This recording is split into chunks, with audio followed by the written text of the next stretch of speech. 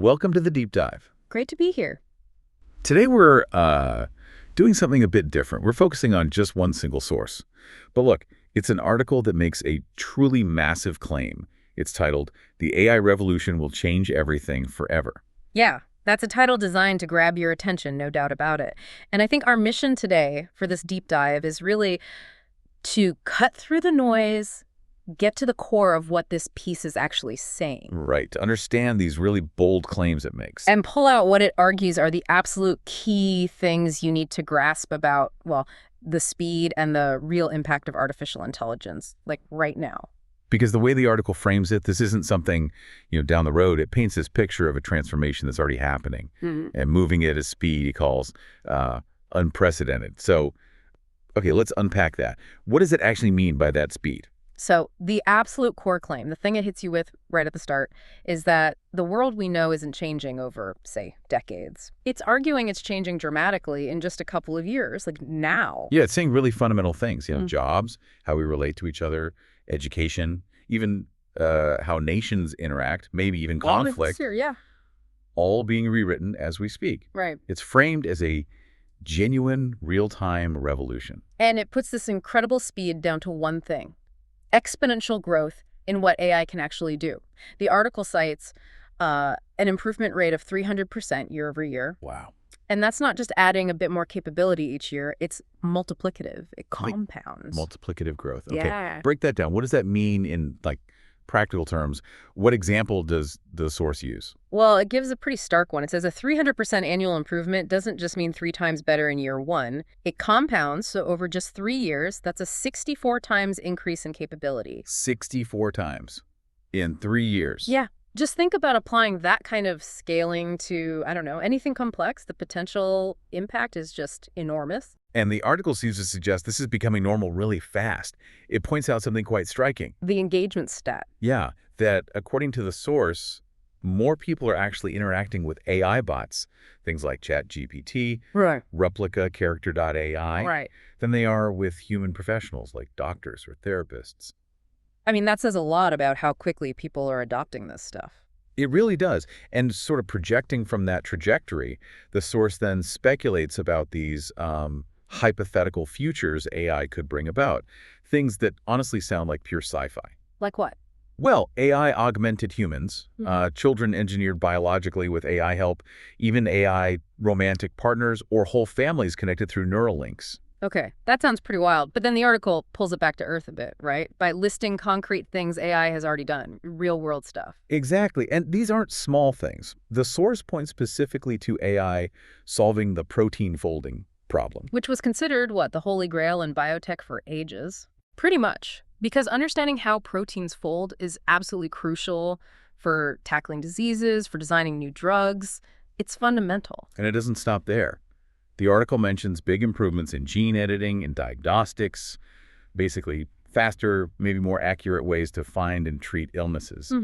It notes there are already over 950 FDA-approved medical AI tools out there. 950. Yeah. Plus, it talks about AI advancing mathematical proofs, automating complex industrial jobs, and even making Hollywood-level media productions something an average person can access. What's really interesting, I think, is how the source ties all these different really advanced applications back to that core point about speed and scale. Right.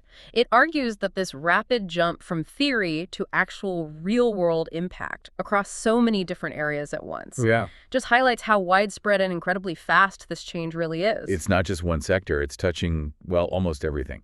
Simultaneously, which, the article argues, makes it different from past tech shifts.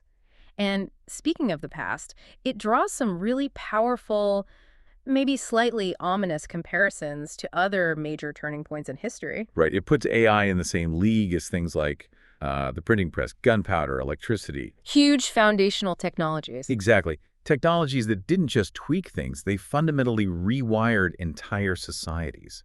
And often, the article notes, through periods of really intense disruption. Precisely. Yeah. The source walks through the sort of domino effect, the disruptive consequences of these earlier revolutions. Take the printing press. Okay. It made books cheap, affordable. That led to mass literacy, which wasn't really a thing before. Which sounds great. Well, yes, but it also allowed ideas, including challenging ones, to spread rapidly. It fragmented the sort of monolithic ideology of the time, contributed directly to the Protestant Reformation. Which contributed to decades of devastating conflict, like the 30 Years' War, all stemming, in part, from a change in information technology. Wow.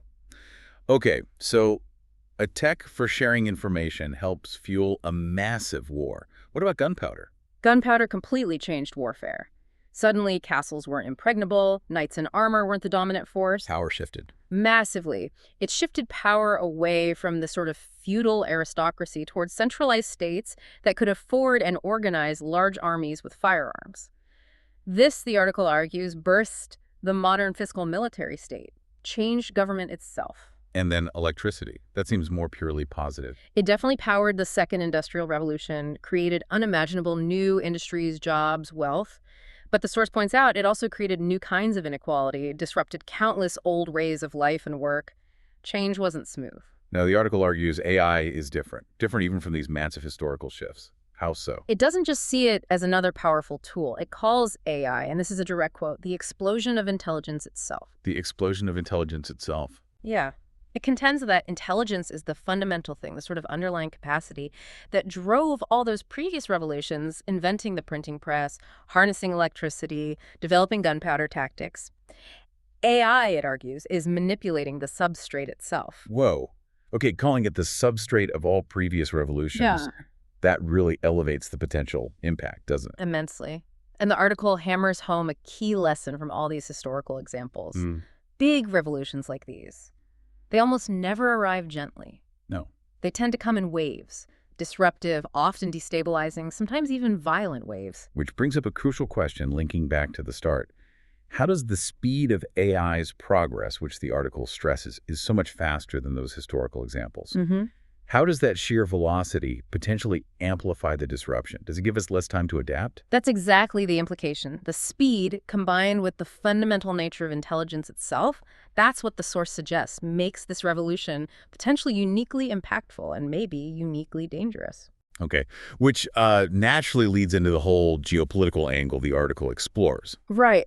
The article shifts gears here and frames the whole AI revolution as this incredibly intense arms race, and it uses a specific historical concept to explain it: Thucydides Trap. Thucydides Trap. Can you remind us what the article says that is? Sure. As the article presents it, Thucydides' trap is this recurring pattern observed in history where you have a rising power that starts to challenge an established dominant power. Okay. And the fear, the friction, the insecurity that this dynamic creates, very often, though not always, results in war. And the article identifies the specific actors it sees in this trap today. It does. It explicitly frames China as the rising power and the United States as the established dominant power, though maybe it implies relatively declining. Now, it's really important to state this is the source's specific geopolitical analysis we're reporting on here. Understood. So how does AI fit into that picture, according to the source? Why is it the catalyst? Well, the article argues that in this specific context, AI isn't just seen as a tool for boosting GDP or efficiency. No. It's viewed by these powers as absolutely fundamental for national security, for strategic survival in the 21st century. It frames getting ahead in AI development, achieving dominance, as basically a zero-sum game in this particular great power competition. Zero-sum game, meaning one side's gain is the other's loss. Exactly. Which, as the article lays it out, creates this classic prisoner's dilemma scenario, but on a massive global scale. Okay, explain that dilemma in this context. Well, the rational choice for global stability, perhaps, would be cooperation maybe slowing down, putting in guardrails, pausing certain kinds of risky AI development together. Right. But the incentive for each individual power to defect from that cooperation is huge. If you pause or even just slow down and you suspect the other side is racing ahead. A risk falling behind catastrophically? Precisely. The fear is they'll gain an insurmountable lead, technologically, militarily, economically. So the fear itself drives you to race ahead at full speed, assuming they're doing the same.